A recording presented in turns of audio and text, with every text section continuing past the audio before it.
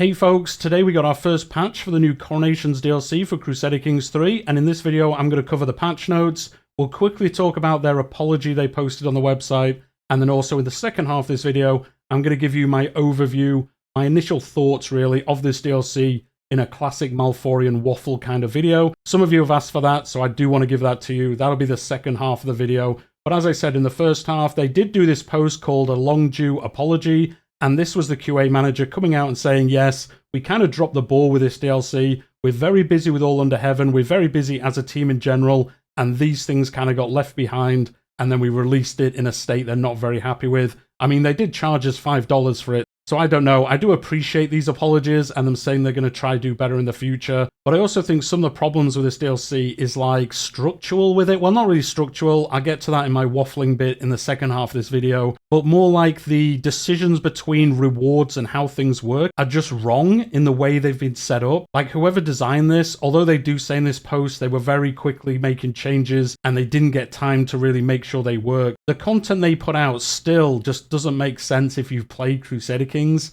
Like some of the requirements for the oaths and things just are a bit crazy. Again, we'll talk about that in the second half. But as I said, there is this post. I'll leave a link to it in the description down below. Do go read it if you are interested. I do appreciate that somebody came out and said, look, we made a mistake. We're going to make improvements in the future. I'm always going to applaud that. That is very good for them to do.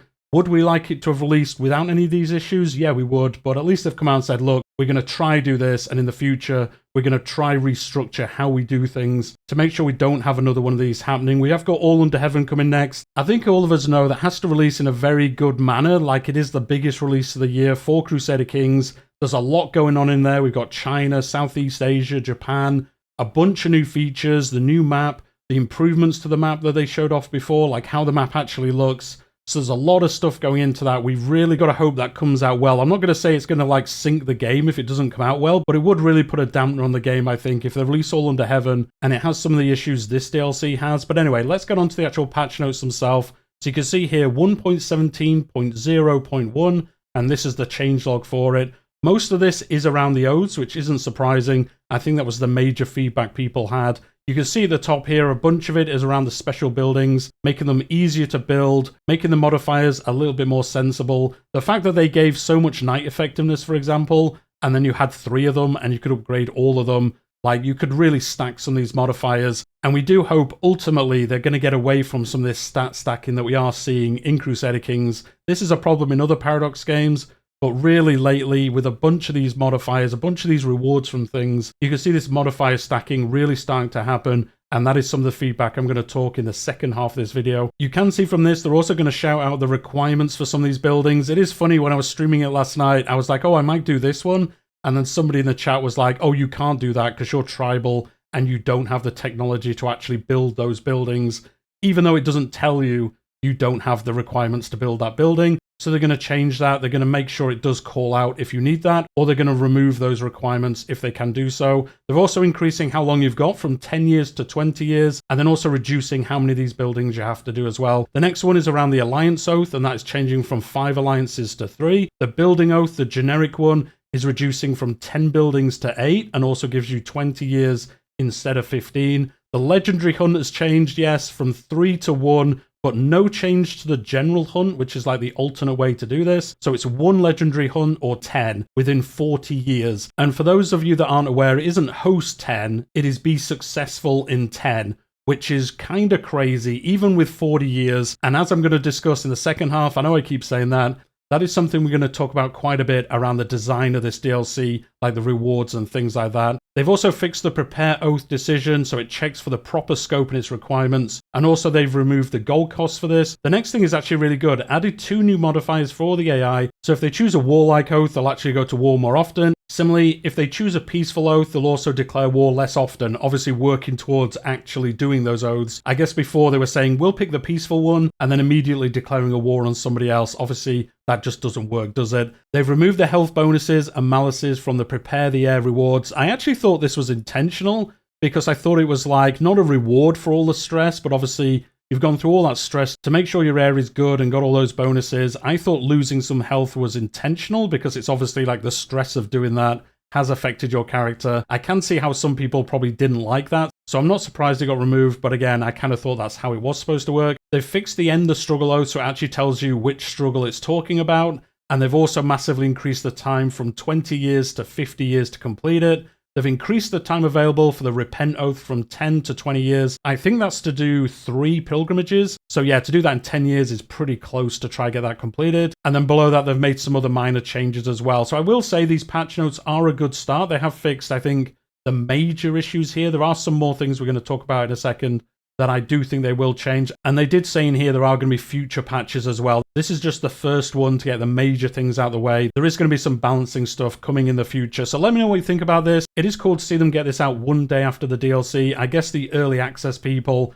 they gave this feedback, so they were able to work on this and then get this out very quickly the day after. So again, some really good changes here. I'm sure there'll be more changes in the future. Let me know what you think in the comments down below. As I said, for the second half of this video, people have been asking me for my thoughts on it, so I want to do this here, as I said. So this isn't a proper review. I'm just going to give you my thoughts in no particular order. So the first thing I'm going to say, and it's probably a bit of a hot take, is I think this DLC is actually relatively fine. It's perfectly okay. It does what they said it was going to do. It gave us the content it said it was going to do as well. And I think, to be honest, the DLC, outside of the balancing that definitely needs to happen, I think like how the actual coronations work is mostly just perfectly fine. I know that's not a massive bar to kind of reach for a DLC, but it is an event pack. The event packs have never really been anything groundbreaking, and I think the content in here is perfectly fine for what it is. I will say the actual coronations themselves almost need to be a little bit smaller. When we first saw the patch notes, you know, we were really excited about, hey, we've got like 44 events for this, 25 for the feast. We've got a bunch of other events as well. This is going to be great. You don't do these that often, so you won't see these that often as well. And then actually playing it, well, I don't know if you guys have, but when you host a coronation, there must be like 18 events sometimes. There's so many of them. I get what it's about. You've got the whole realm coming to your coronation. There's a bunch of things happening, but I almost think like there's too much happening in some of them. Maybe a little bit less going on. Some of the things that pop up where you only have one decision, and this is really a problem when you attend other coronations. Some of these events where you just get prestige, for example, like why are they events? Maybe just have them as those toast UI elements that you get in these kind of events. Just popping up and saying, oh, you got 50 prestige, something along those lines. I don't think everything needs to be an event, and I think that is using up that event pile as well, and really burning through those relatively quickly. Now, some of the events are interesting, making friends, trying to do like dodgy things on the side, trying to cause problems if you're attending somebody else's coronation, or really kind of interacting with how this works, giving those intents, which can be interesting, like short-term benefits that you get, and then obviously later on, the oaths, which is going to be my major bit of feedback. So overall, I think they could be cut down by maybe a third, something like that, just to make them a little bit shorter. I know you're not going to be doing these as often as other things, but still, it did seem to drag on quite a while when I was doing them. And then when you're attending other people's coronations, they kind of last almost as long. And if you do a few of them back to back, because why wouldn't you do them? You get a bunch of bonuses, a bunch of prestige. You get so many bonuses from attending them. You're going to attend them as often as you can. And especially if you're trying to disrupt another realm, you're definitely going to try attend these, cause some problems, make some friends, get some hooks on people inside that realm, and that could help you. Now, I will say structurally, like how they actually play out, apart from the length of them, it is perfectly fine how they work. They work like other events in the game. That's what we're used to. I think it's fine. I haven't done the fancy one with the Pope yet, so I don't know if it's still relevant for that. I'm sure it is. That's just got some additional stuff that happens. So I think overall, the actual structurally how the DLC works is perfectly fine. I know that can be a bit of a hot take looking at Reddit and stuff today, but I think overall it's fine. It needs balancing for sure. There's some things that should be better, some things that should be worse, maybe a little bit shorter, as I said. It's not horrific. Yes, there's too many bugs. They're going to fix that. There is balancing, as I said. That's going to be sorted out as well over the next couple of weeks, probably. The one thing I do want to talk about are the O's. I know that is one big thing that a lot of people have talked about. This is the feature I was actually most excited for. It looks so interesting how it was going to play out, and then when we got our hands on it, it's not that interesting, is it? We're going to go through a few of them here. I've brought up the wiki so we can see them, because you can't see them all in game all the time. And I'm just going to go through a few of these, and you can let me know what you think about it, and then see what I think about them as well. So the first one here is that secure alliances they were talking about earlier. So this is if you have 1 or less allies. The goal for it is to have 5 with 50 opinion. That has now changed, as we just saw. You have 20 years to do this.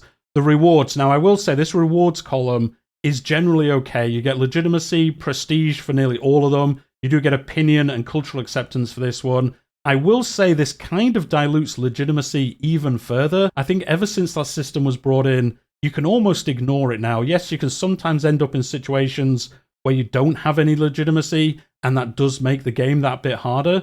But most of us get to the top levels relatively quick, and the only time I really look at it is when I'm trying to get a title. And obviously, if you have your legitimacy higher, it makes it easier to make titles. So that is the main time I look at this, because it reduces the county requirements and those kind of things as well. Also the cost, or does it not reduce the cost? Somebody can let me know in the comments down below. I can't remember off the top of my head. So the normal rewards, as I'm going to call them, the ones in that column you can see on the screen now, these are generally fine. It's cool getting prestige and legitimacy. Most of the time when you finish the requirements, you probably don't even need them, but anyway, that's a separate discussion for later on. The main bit for all of these is that right-hand column, the reward modifier. These are the bits that were really shouted out the most when they talked about this initially, and I just think these really missed the mark on what kind of rewards we should get for these. As you can see, it is mostly stat stacking again, which is really already getting out of hand in the game, as we've seen previously. And it just seems like they ran out of time, as they kind of hinted towards in that apology letter today. They really ran out of time for these rewards, and some of them are just boring, nonsensical, depending on which oath it is. And I just think there's so many other interesting ways they could do rewards here. A lot of them are character focused, and again, a lot of these take like 20 to 30 years. Once you've completed them, your character's probably nearly dead already, so like you don't get any of the rewards in many cases. But anyway, we will go through some of these. As we were doing the Alliance one, +1 diplomacy, fantastic. +10 allied marriage acceptance. Again, like, okay, that's an okay bonus. I guess this one's quite easy, so the bonus doesn't need to be that good. You do get the cultural acceptance and the opinion modifiers and everything else, so I guess this one is actually quite fine. The next one is strengthen the house, have less than 2 children, but then you need to have 7 or more children. Then legitimacy, prestige, and renown bonus. And then again, the main focus, I think, for these rewards, +3% stress loss, +3% tyranny loss, and child opinion +2. Yeah, +2. Amazing. Like these bonuses, I know some of these do scale with how big your realm is, but I believe the ones on the right-hand side don't scale. They are fixed as a certain amount. It is the legitimacy and prestige and renown. They're the ones that scale, depending on how big your realm is. I just think the rewards that look like this are kind of bad. I don't understand why some of these aren't more interesting. So for this one, it's about strengthening your house, having more children, so your house is stronger. Why isn't the bonus something related to, guess what, your house? Why doesn't it give you something like a 10% fertility bonus for your house for, say, 10 years? Something that will benefit your entire house and also make it a little bit more impactful. Those 3 bonuses that you can see there, who's ever going to notice those? Am I going to notice +2 child opinion? Do I really care if a child likes me by +2? Probably not. With these rewards, and I hope they change them, or if they don't change them, they lean into this a little bit differently next time when they do bring in a similar system. These should be house-based, or something where you will see the impact in later years of the game. It doesn't necessarily have to be for like 100 years, 200 years.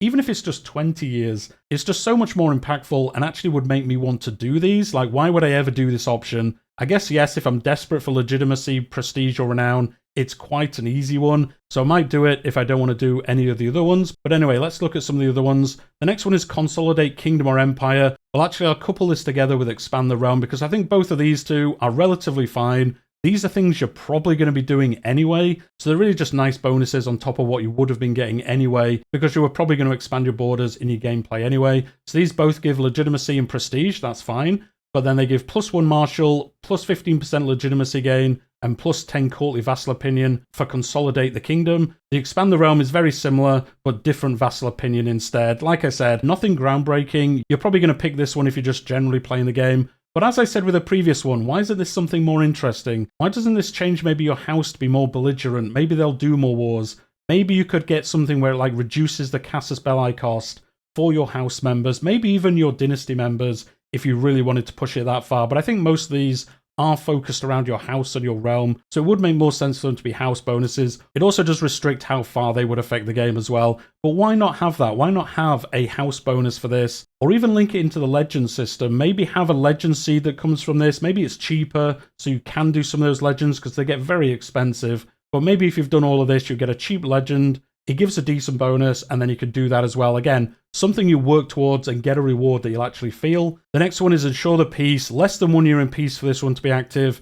Be at peace for 5 years, and then you can see legitimacy, prestige, and development. That's not too bad. That's a pretty decent bonus. And then again, the right-hand column, +1 domain limit, that's fine. I guess the control's not bad either, 0.1, and then popular opinion, +10. So for this one, I'm actually not too bothered about this one. This one's fine. Just being at peace for a short amount of time. I know that's not hard to do. Well, it is at the moment, because I think this is bugged in some ways. But I think the bonuses kind of work. You do get a domain limit increase, which is nice. And I think the development boost, things like that. This one isn't too bad. I actually don't mind this one as it is. The next one is Shape the Realm. This is always available. This is the constructor upgrade 10 buildings. They just said that's got reduced to 8. You get legitimacy, prestige, development, the same as the last one. And then this is one where I do have a problem with it. +1 stewardship, and then it's -25% holding construction cost and time. Now for me, the problem with this is you've just built 8 buildings as it's just changed to. Are you really going to be building that many more buildings for that 25% reduction to actually be a bonus? Like, yes, you might be doing that, but are you going to focus on this in the thought of thinking, well, I've got 8 buildings I want to build. I've got another 8 buildings I want to build after that, or upgrade, I guess, and that will make it worthwhile. Again, make this a house bonus.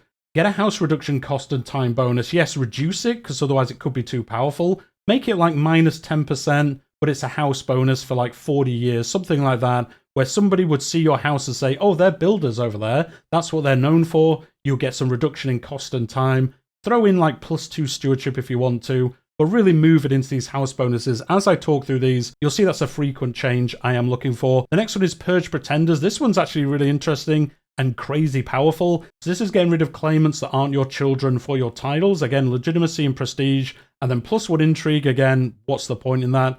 +10% legitimacy gain. I guess that kind of makes sense here. Although you are killing off claimants, I would think that maybe you get viewed as like less legitimate because you're killing off people that should have those claims. Anyway, I guess it kind of works. And then the best bit is unlocks primogenitor succession law. That is a crazy bonus. These are the kind of things I want this to do. Maybe unlocking primogenitor is too good, because you could get this relatively early in the game and then you've just got it for the rest of the game, I guess. But this is something that is out the box, a little bit more interesting. So I would look at this and think, this is definitely a cool one I want to do. I'm going to work towards this. I might not make it. Next character, I might try to do it. Definitely an interesting one. I haven't actually seen this in game in any of my campaigns. So this is the first time I saw it when I looked at the wiki, and it's such a good one. These are the kind of things I'm looking for the rewards in these events. Let's look at the next one. Greatest Hunter. Don't be a vegetarian. Does make sense. Have a bow artifact and finish 10 hunts or 1 legendary hunt, as it has just been changed to. This will buff your bow with 3 additional modifiers, but it doesn't say which kind of modifiers. It's probably going to be something like 0.0006 prestige or something like that. Something that really helps you in your campaigns. And then again, the main reward, +2 prowess.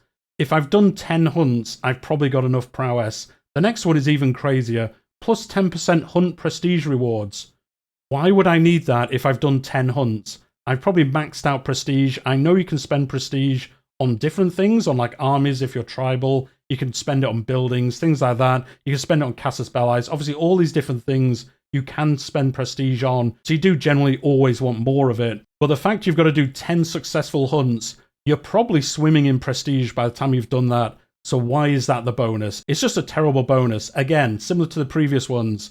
Why isn't this like a house, or even just for you, a better chance of success in the future? I know you've just done 10 successfully, but at least give us something like that. Maybe expand that out to your house so your house gets well known for being hunters. You could do some different things. I'm not too sure. Maybe get some special archers or something for like 20 years. Something that kind of feeds into the fact it's hunting, using bows, and then buff your bowmen or something. Again, for a short amount of time, not for the rest of the game. But something small, but something more impactful. Like, this is just like, why would I do this? Why would I get 10 successful hunts and then my reward is do more hunts? Well, I probably don't want to at that point, do I? I've done everything I need to do, but that's your bonus. The next one we're going to look at are those building ones. These are the craziest ones, to be honest. It's construct 3 buildings that match the 3 different types. One is martial, one is piety, and one is more general, talking about the commoners. They give you different bonuses. The main bonus being you get the top level of that building unlocked for your realm, so you can then build, I think it's the 4th level. As we saw with the patch notes at the beginning of this video, they have lowered this, so it's 3 buildings up to the 2nd tier. Before it was 3 buildings up to the 3rd tier under 10 years, which is crazy. They have also increased that as well, so you get longer to do this. But as you can see as well from the rewards, +1 martial. I guess the martial one isn't too bad actually. +10% army damage, +5% army toughness, -5% army gold maintenance. that isn't too bad. But again, it's for your character. If you've spent 20 years building these buildings, you're probably going to be pretty old, so like, why do that? This would be cool if it lent into something else. Maybe you got a special war banner, and that banner had these bonuses, and then you could pass that down to your children and get those bonuses in the future. Even have it so like it can't be repaired or something, if you don't want it to be stacked bonuses too much. Or something else, maybe it only has those bonuses for a short amount of time, and then people forget you built all these military buildings, so you could kind of feed it in that way, so those bonuses gradually disappear. But again, the same for the piety one. +1 learning, 10% more piety. Sure, that's not really that good a bonus. I know the buildings themselves are kind of overpowered, so that's where most of the bonus from these ones are. But the other bonuses, these ones, are just not that good. Again, give us a special artifact maybe, or another legend seed that's piety focused that gives you a bonus. Something along those lines, not just flat stats that don't really help you at all. The last one is crazy. +1 stewardship, -5% monthly income. I know it looks worse than it is because, again, the buildings kind of negate this. But again, it's more like, why would I want this? It doesn't make any sense, really. So I'm not sure why this was chosen. We won't go through all of these. I know we nearly have already. The last one we'll pick is that Repent one. This, again, is another interesting one that more of them should have been like. This is have a sinful trait, complete 4 pilgrimages, and reach devoted servant level of devotion. You'll obviously hit that by doing 4 pilgrimages. I was going to complain about the 10 years, but they did just increase that as well, because 4 pilgrimages in 10 years is a little bit dicey trying to get that done. You've got legitimacy and prestige as rewards. I don't know why you don't get piety from it. That doesn't really make sense. And then the last one, again, an interesting one here. Sinful traits are replaced with virtuous traits. So this is a cool one. This isn't just stat stacking. I know it kind of is, because you're getting rid of bad traits and getting good ones.